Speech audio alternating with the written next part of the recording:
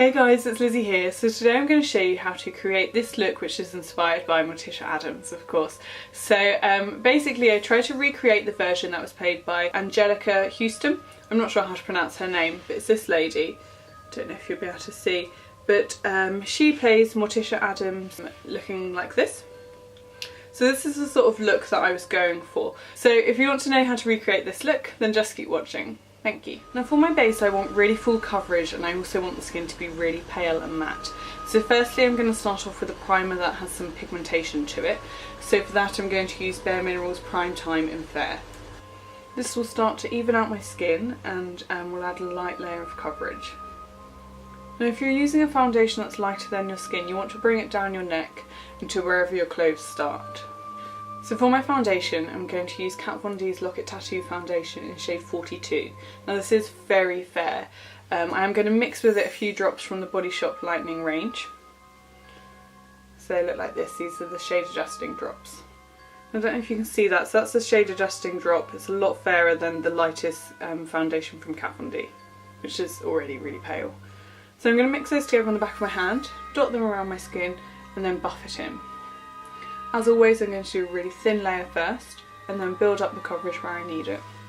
So I only recently saw the Addams Family, the two films, and I absolutely loved it. I thought the family were amazing, they're really funny. I think, well, I might have seen it as a child but I have no vivid memories of that. I always knew who the Addams Family were and Wednesday Addams and things, but I don't know, I don't think I remember the film, and even if I did I don't think I would have understood it as a child. Like, Hair and Gomez are pretty kinky and I think it would have gone straight over my head. Alright, so that's one thin layer done. I'm just going to bring whatever's left down my neck. Obviously if you're doing this and you don't have really pale skin to start with, it's going to look a bit more obvious. So you don't need to buy anything particularly special for it. You could just buy a really cheap lighter foundation and that would already look quite white in comparison to your natural skin tone. You don't have to go all out and adding white products to your foundation if you don't need to. You could also mix in a white cream colour, which they're quite often available at Halloween. Well, it's sort of in sets of different tones and things. I tried to make sure that this look is quite achievable without having to buy anything. I have got a black wig, which was only about £3 off eBay. If you have dark hair I'm sure it'll be fine. Now my eyes look really red. Now I'm going to use NYX HD Concealer in their lightest shade, but because I've added some white to the foundation it won't quite match up. You know, this is going to look a bit darker now, so I'm going to mix a few of the Body Shop drops into it as well. So I've just mixed those together on the back of my hand. Now I'm going to cover up any blemishes. Just going to dot it on, and then also under my eyes. Now because we're going for the same all over really pale base, there's no point really trying to make the under eyes even brighter. You know, it's not going to work. I will be using a white setting powder, so that will help, but I think at this level we can't really get the face too pale unless it's, you know, sort of paper white, which won't really be suitable. Okay, now to set my eyes I'm going to use my Stargazer powder, which is just pure white. So what I like to do, especially with products that tend to crease, so where I've mixed so many products now, my skin's a bit caked up so it's more likely to crease under my eyes. So I put the powder on the fluffy brush already, and then I re-blend out any creases that might have appeared in those few minutes. And when it's completely smooth and flawless, I just pat the powder in place. If you put the powder on top of any creases that have already formed, you're going to set them in place. And then again on the eyelid, if there are any creases, blend them out first and then set with your powder. I genuinely really love this white powder. I wish there was a really fair skin tone one. There is one, but it's got shimmer in it. But I just think this powder's great. Okay, so we're just going to leave it there for now. I'm going to leave the foundation on my skin to settle in before I set it with powder. So I always find then it looks a lot better. So I've just set around my eyes. So I know it looks a bit weird where just that skin's matte and then the rest is still quite dewy. But we're even that out at the end. Now her eye makeup is reasonably shiny. It's not really like a full-on foiled eyeshadow, but it's also not a matte eyeshadow. Now under her brows is a sort of shiny, really pale white shade. So to highlight my brow bone, I'm going to take this white shade from the Sleek's highlighting palette. Now having a really shimmery brow bone seems a bit dated now, but I think it's going to really add to this look. See, if you don't have a really white highlighter, you could use a shimmery white eyeshadow.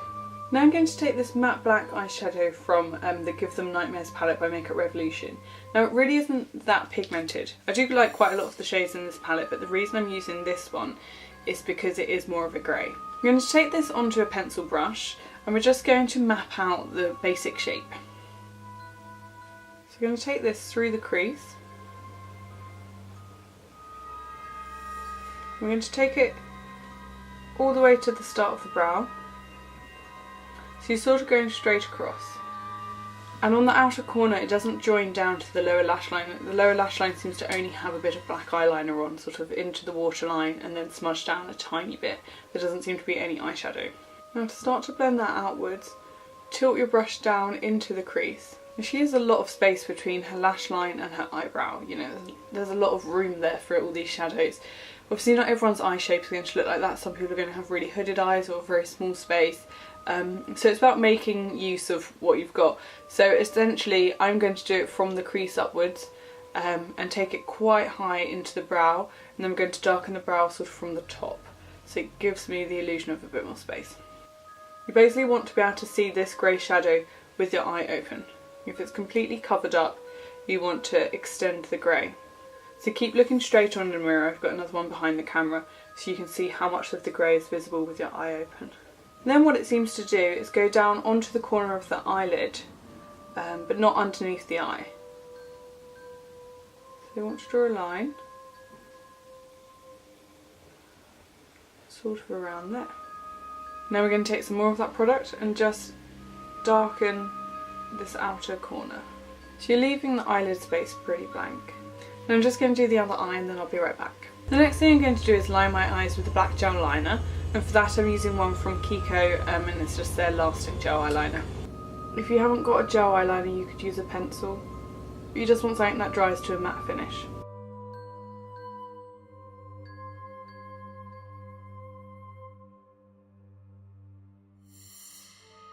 And because the black goes all the way around the eyes, you want to start connecting it to underneath the eye. So your eyeliner should look something like that. Now I'm also going to use this gel eyeliner in my waterline. So again I'm going to do the other eye and then I'll be right back. So I've just applied my mascara, and for that I used H&M's High and Mighty, and I also made sure to really curl my lashes beforehand. Now I'm going to take a black kohl pencil and just run that on my tight line and over my waterline again to really intensify the colour. For that I'm going to use Urban Decay's Perversion. Now for my brows I'm going to take that same black eyeshadow, well the sort of grey colour that we use throughout the crease, on a small angled brush.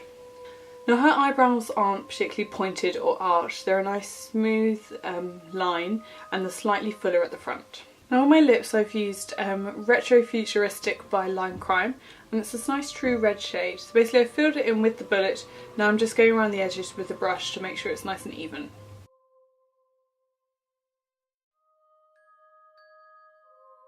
Then what you want to do once you've applied the lip colour so that it lasts a lot longer is blot them and do another layer. So I'm going to take a bit of tissue. That's it onto my lips. It's beautiful. And then reapply. There you go, so you'll see it's a lot more pigmented if you do that and it lasts a bit longer. You can also apply a lip liner underneath as a base and that will help with the longevity too. But because I'm not wearing this makeup anywhere I don't really need to do that step. Now what I'm going to do is just lightly contour my cheeks. Now there's no blusher and there's no highlight, so I'm just going to focus on the contour. And because I still haven't powdered my skin, this is going on a lot more pigmented than it would normally, but I'm going to buff over the top with a really light layer of powder. In this next stage you could buff it out with that white Stargazer powder if you wanted, but you really use it quite sparingly, or use a translucent powder, which is what I'm going to do. And by applying the contour first and then your translucent powder, it almost like melds it into the skin a bit better. So now that the makeup's done, I'm just going to pin back my hair and put on a wig, and then I'll be right back. So there we go guys, that's the makeup look complete. So I put my black wig on and I put on a black shirt with like long floaty sleeves, a bit like what she wears, yeah, I feel pretty much in character.